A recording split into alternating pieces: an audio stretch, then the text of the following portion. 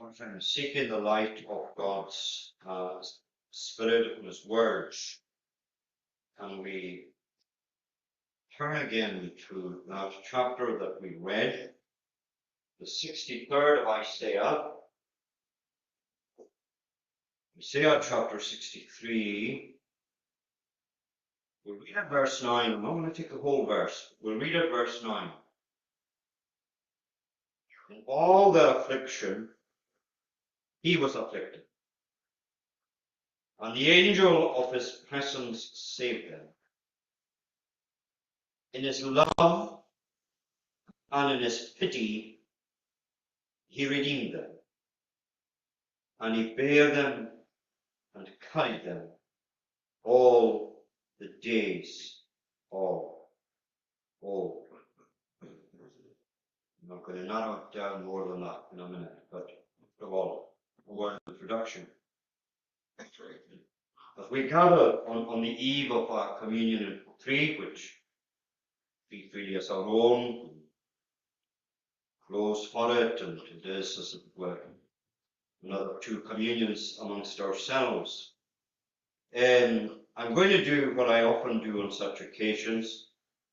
I'm going to lay aside our studies in Colossians and focus on God's work of salvation and the matters that will be most before our minds over the next few days as we are spared. Now, it hardly matters in a way where you turn in this chapter to find a note of salvation, because it's full of God's grace. But I want to confine myself very closely to words we read in verse 9, where it says, round about the middle of the verse, in his love and in his pity, he redeemed them.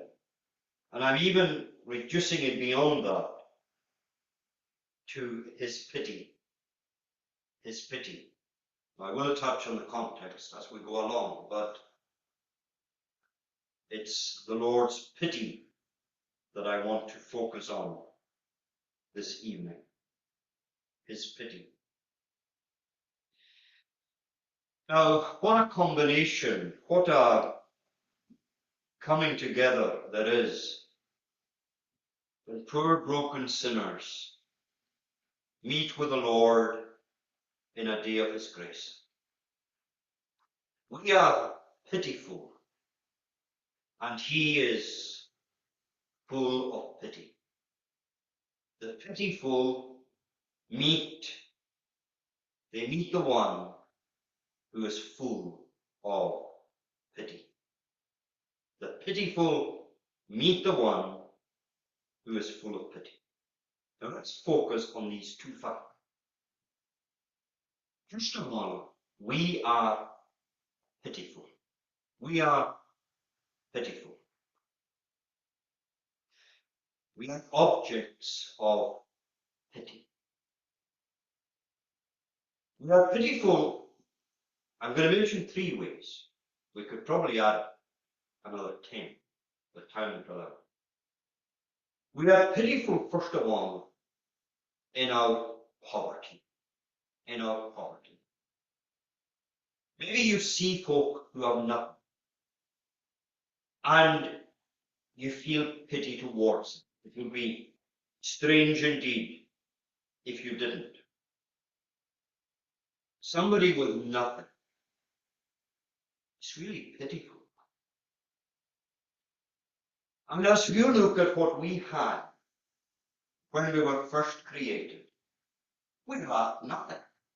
We were rich by every single measure. Our first parents lacked nothing and lacked for nothing. But sin has left us in deep poverty. Now we lack everything. In our state of innocence, we lack nothing. Now, spiritually at any rate, we lack everything. We have nothing that we need. And even in other ways, we lack.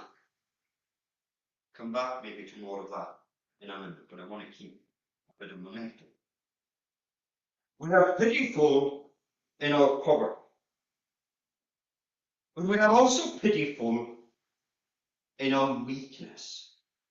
Pitiful in our weakness. You see folk who are very, very weak, and you're full of pity. It's, you might look and you say, well, it's pitiful, really.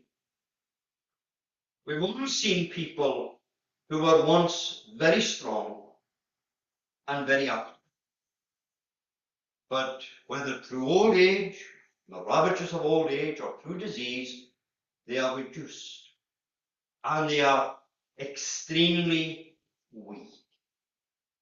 Maybe they're unable to walk unaided. Maybe they're not able to get out of bed. Maybe they're barely able to lift a cup to their mouth. It's very sad to see them so weak. Well, look at mankind, made there in Genesis in the very image of God. God himself surveys it and proclaims that mankind, like the rest, was very good. We were strong. Strong in every measurement of strength, really. No prospect of getting any weaker. And Adam continued in his state of innocence, not grown any weaker. The days and the years would not have taken it. But look at our weakness now. Look at our weakness in our physical condition. It doesn't take long for the strength of youth to decline. Illness, old age, decay, and death. It's pitiful, really. In our physical condition, in our mental power, we are far weaker in our mental power than we were in a state of innocence. We know a great deal about that, but everything we do know tells us that.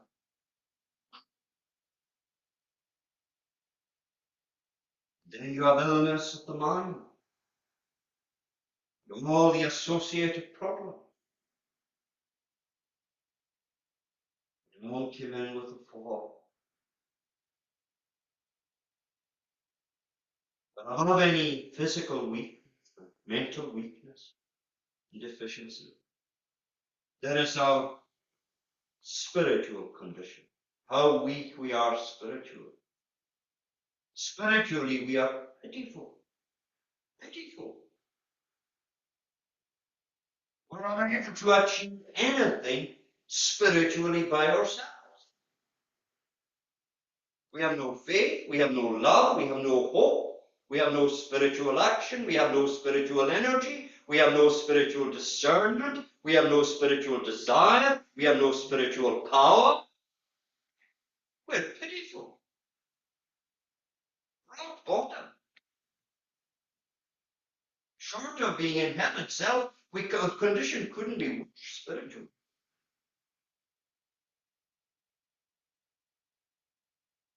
We know, as it says in Romans 6:5. You know the verse I'm thinking. Romans 6:5. When we were without strength, says the apostle.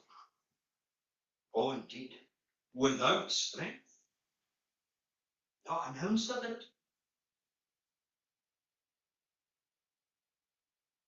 We were singing earlier in Psalm 6.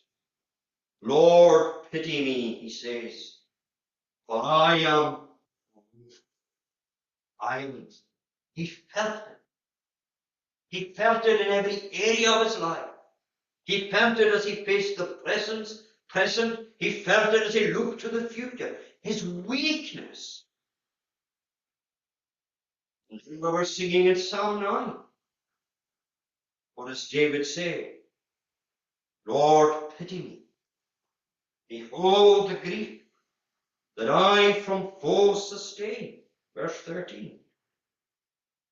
Lord, pity me. I'm so weak in the face of all my faults, all my problems, all the issues I face, all the problems that come up against me. I'm so weak. We think of David, who wrote Psalm 9. We think back to where we were on the Lord's Day evening. David and Absalom, how weak he felt. He says in Psalm 9, come in pity and help. Pity me.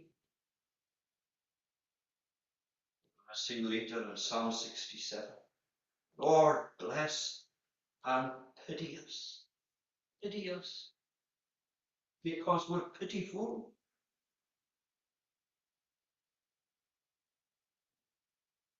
We're pitiful in our poverty. We're used to nothing. We're pitiful in our weakness. And we're pitiful in our disease as well. You see folk with disease, and sometimes, it's a pitiful sight. Maybe pictures from Africa or wherever. And it's just, it's pitiful. We can only look at so much of it. It's too much. Maybe they're ravished with disease and there's no help them, no way of helping them. And well, the disease of sin has left us in a pitiful condition. A pitiful condition. The ravages of that disease, a disease that loathsome is, says David in Psalm 38, so fills my loins with pain, that in my weak and weary strength no soundness doth remain.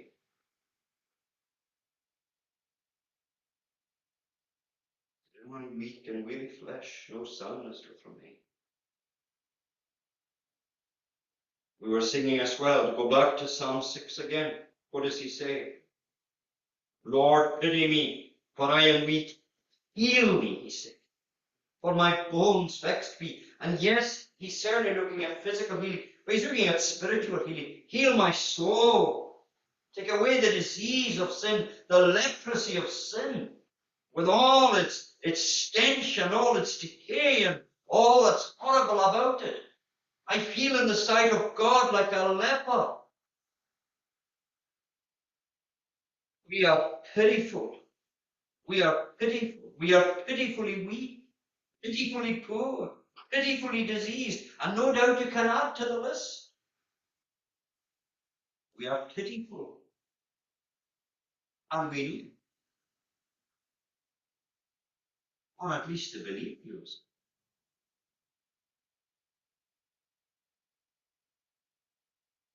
Be told only they know. The believer knows. Isaiah 24:16, my leanness.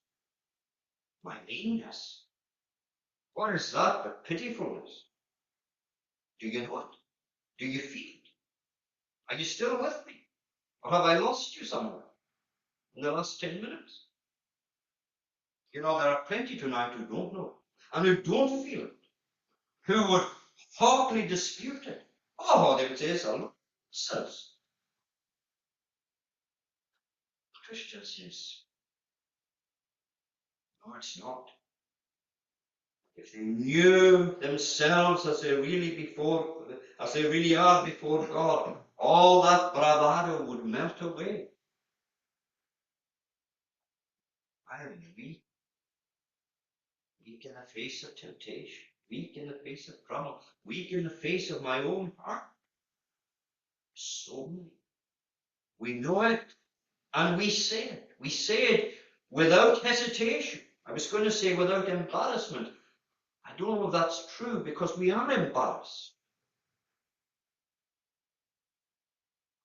But we certainly say it without hesitation. But we also say it without despair.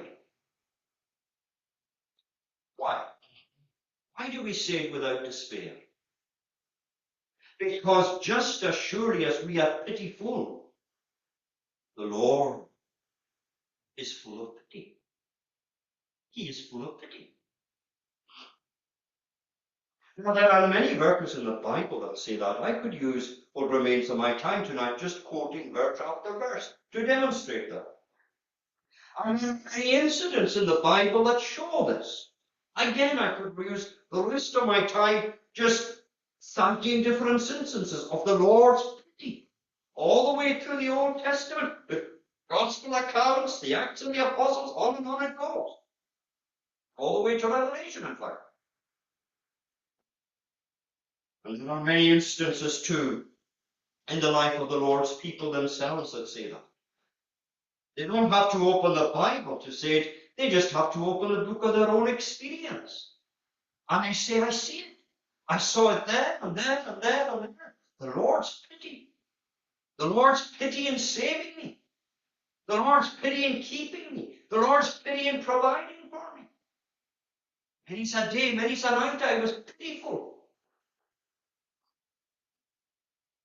The Lord in his pity sent help, sent a messenger, sent you somewhere or sent someone to you. He was full of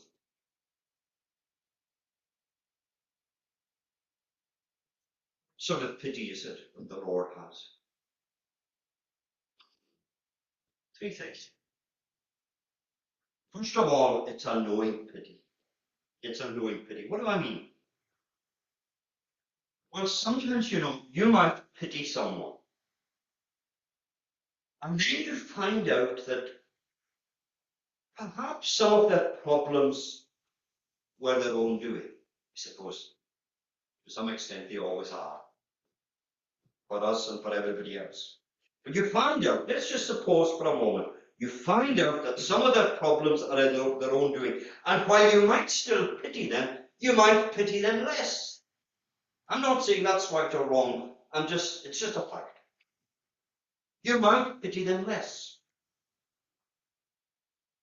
But in his case, he knows everything.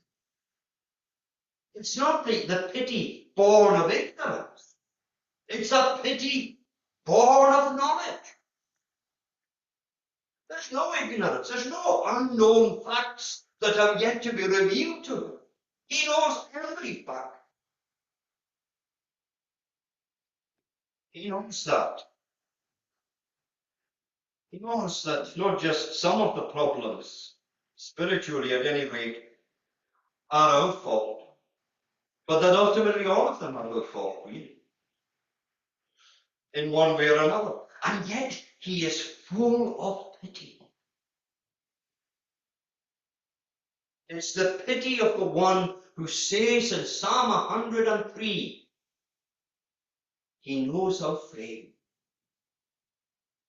Just gone through.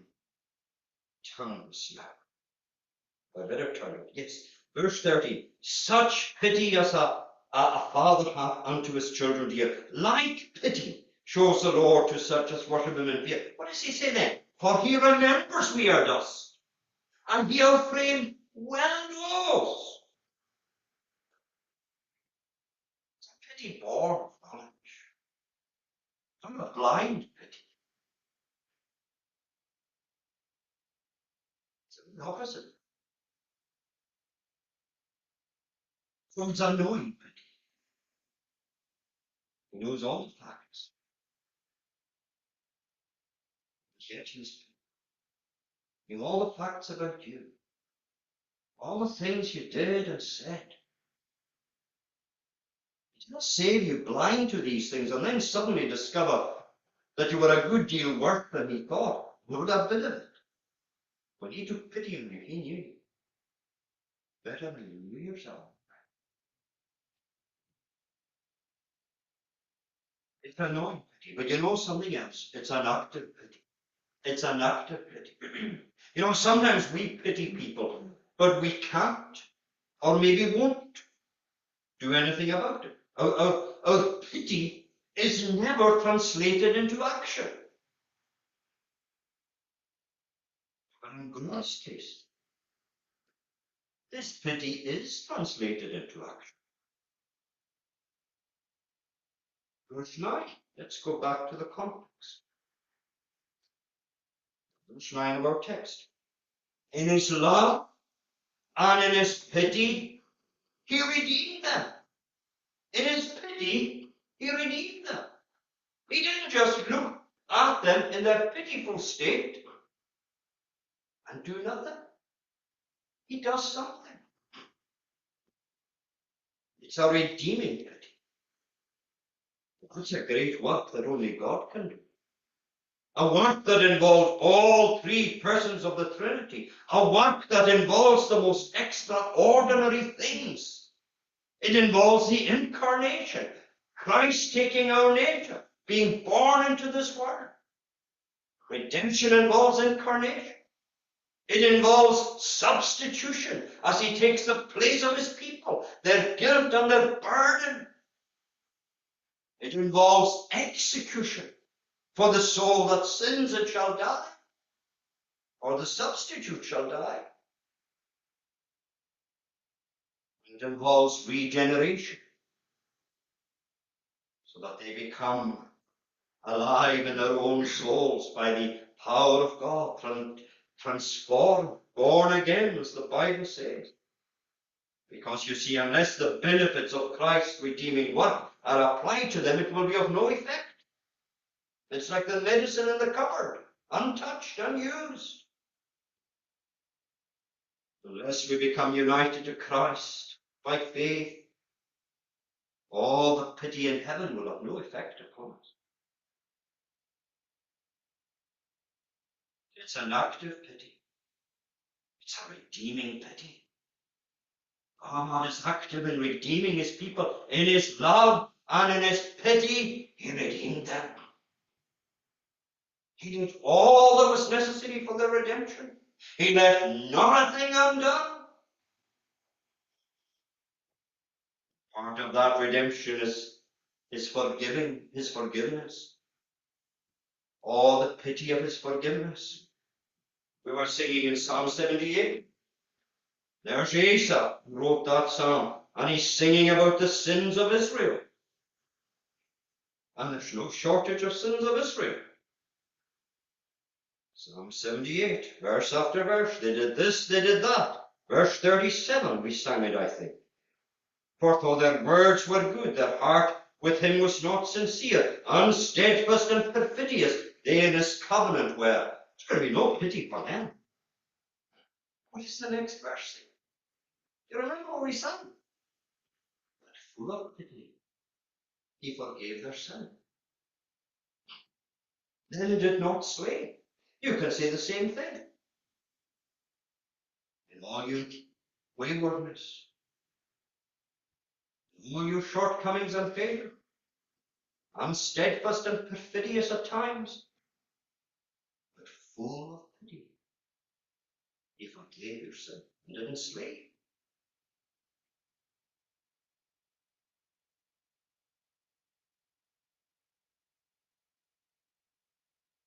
You know something?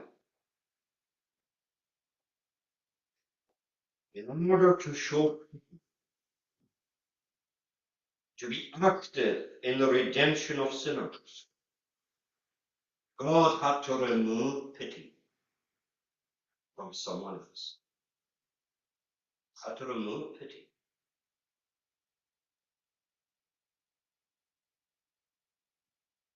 He would have to show no pity to the one whose activity would be the redemption, and whose death we will remember in the coming days. In pity, he humbles himself. He makes himself, Philippians 2, of no reputation. He comes into this world. In pity, he goes to the cross. In pity for sinner, in pity for the thief beside him, and all of his people. Pity is written all over it. But he receives no pity. Psalm 69, verse 20. Reproach hath broke my heart. I am full of grief. I looked for one, pity me, but none I found. comforters found I not. And it had to be so. Even the Father's face didn't, as he bears the guilt of his people. I looked for one team, but none of my Father.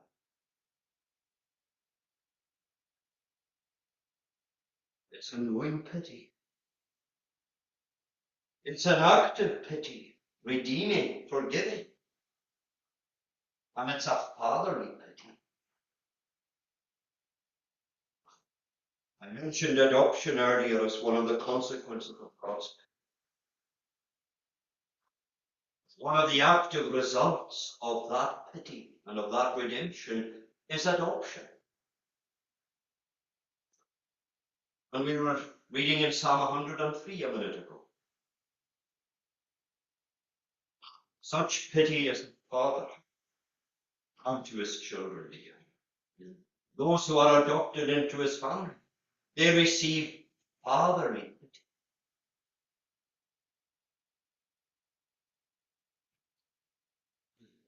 Back to verse 9, our text. See, it says in the context, in his love and in his pity he redeemed them. It's a full transaction.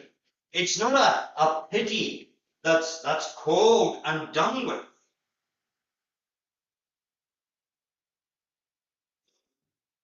This is a fatherly lifting up. Now, not every father in this world pities his children as he should. But won't you let any shortcoming on the part of anybody else keep you from reflecting on and enjoying the fatherly pity of God?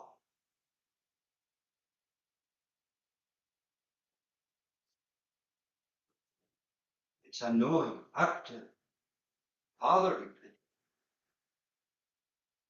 And that's where I start.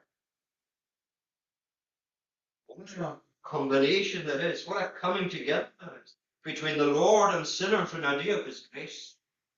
On the one hand, we are pitiful, and on the other hand, he is full of pity. The pitiful meet one who is full of pity. You remember that lovely passage in Ezekiel 16? The Lord speaks directly through the prophet, reminding Israel of his care and his kindness in the past, reminding them of their weakness and their nothingness, unless and until he intervenes on their behalf. Ezekiel 16, verse 4. As for thy nativity in the day that thou wast born, thy navel was not cut, neither wast thou washed in water, they to supple thee. Thou wast not salted at all, nor swaddled at all. It's an abandoned child. Verse 5. None I pitied thee to do any of these things to thee, to have compassion on thee. Thou wast cast out in the open field. Then we have verse 6. One I did pity them. None I pitied them in verse 5. But there's an I who pities them in verse 6. And when I passed by thee and saw thee polluted in thine own blood, I said to thee then, when thou wast in thy blood, live. Yea, I said to thee when thou wast in thy blood, live. He passed you by, and that's what he said, live. And he gave you life. And he brought you to spiritual life. But nobody else pitied you. The Lord pitied you if you're his. And he will always pity. And you will always need his pity. Which is why we come back to the psalm we're going to sing now. Lord, bless and pity us. Don't stop blessing us. Don't stop pitying us. Lord, bless and pity us. Shine on us with thy face. That the earth, thy way, and nations all may know thy saving grace. We are pitiful. He is full of pity. I've taken it from a room the way intended. Angus, just a word here as we close, please.